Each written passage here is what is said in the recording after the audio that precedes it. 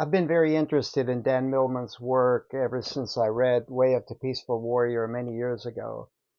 And he's written a bunch of books. I've read quite a few of them. I think his second one was The Sacred Path of the Peaceful Warrior, A Sacred Journey. And then another book is The Journeys of Socrates. Socrates is Dan's mentor, and this is kind of the backstory for before all of the activities that happened in Way of the Peaceful Warrior. And he's got the Wisdom of the Peaceful Warrior, and I think this is his latest, Peaceful Heart, Warrior Spirit. So a lot of great wisdom in there that I found. So I've been intrigued with his work, and in 2007 I decided to seek out some training from him. So I went up to the Omega Institute in New York and participated in a 4-day training on knife fighting. Okay, so 4 days, and on the last day we were tested and videotaped. So there I was in the middle of 4 of his assistant instructors that were acting as attackers. And while they were coming in at me attacking, I had to defend myself, and I thought I was like really messing up and not doing it very well. And this lasted for several minutes. And then I reviewed the videotape with Dan, and it actually showed that I was doing the movements to defend myself the way he had taught me and everyone else. My perception during the fighting was different than what was the reality in the videotape. So my perception was wrong. Well, how could that be? That's what I want to investigate in this lesson. Your perception of reality many times can be a poor representation of what is true reality. And we have a saying in our training that you know something when you experience it, not before. But experience alone isn't enough. And Socrates tells us why. And what I want to do is I want to read quotes directly from the book, as we're examining this. So Socrates says, the world out there is a school, Dan. Life is the only real teacher. It offers many experiences, and if experience alone brought wisdom and fulfillment, then elderly people would all be happy, enlightened masters. But the lessons of experience are hidden. I can help you learn from experience to see the world clearly, and clarity is something that you desperately need right now. Your intuition knows this is true, but your mind rebels. You've experienced much, but you've learned little. What this is pointing toward is there's a difference between intellectually knowing something and experientially knowing something, but that experience needs to be of such a way that you're actually doing the skill well. So what I want to do is investigate this difference between intellectual understanding and experiential understanding. And so let's look a little deeper into some of these quotes that Dan has here with Socrates. So Socrates, he's a service station attendant, and he's there with Dan putting gas in Dan's car. Okay, and Socrates says, like most people, you've been taught to gather information from outside yourself, from books, magazines, experts. Like this car, you open up and let the facts pour in. Sometimes the information is premium, and sometimes it's low octane. You buy your knowledge at the current market rates, much like you buy gasoline. Well, Dan challenges him. He says, what are you going to do? Fill me full of your facts? And Socrates retorts, he says, no, body wisdom. Everything you need to know is within you. The secrets of the universe are imprinted on the cells of your body. But you haven't learned inner wisdom. You don't know how to read the body. When you learn body wisdom, you'll be a teacher among teachers. Well, that all sounds very profound, but let's dig into a practical example. Let's dig into falling practice. We have students that come to our clinics that have varying degrees of falling experience. It might be the experience of falling injury or a falling trauma, or been forced to fall or practice falling with poor technique.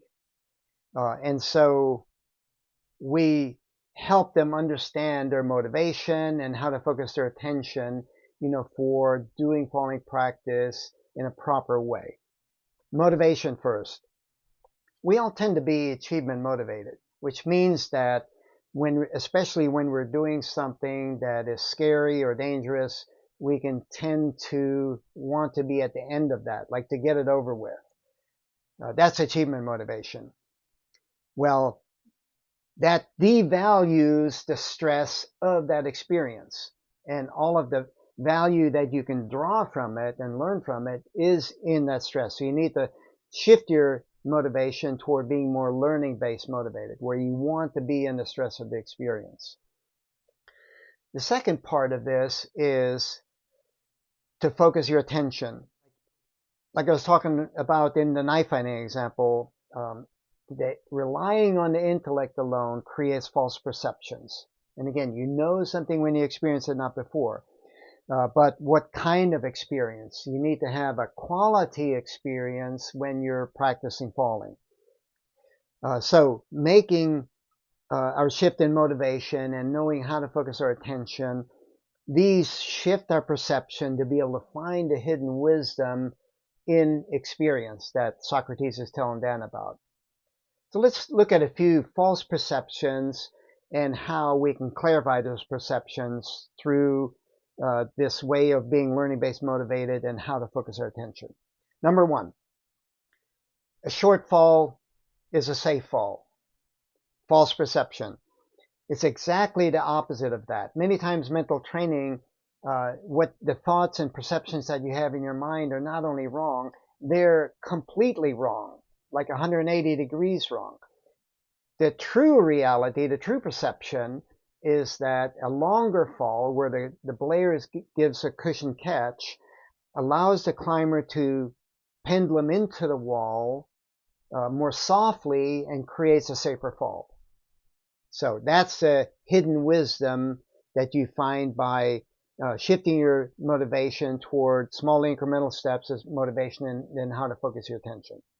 Number two is we have this false perception that we just need to ignore the body and just force ourselves to take a fall.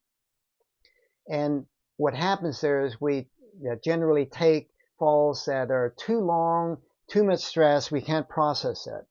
The body contracts, and then that's when we can even injure ourselves.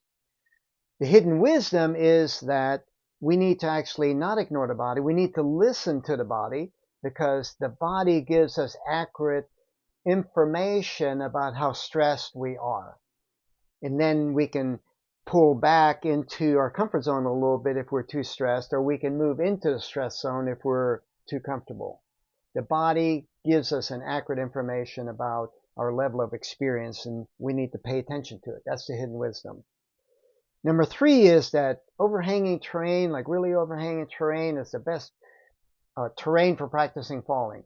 I've taught this training all over the world, and when I arrange, these clinics with the gyms, they say, oh, I've got the perfect wall for you to do the falling practice. It's really overhanging. Nobody's going to hit anything.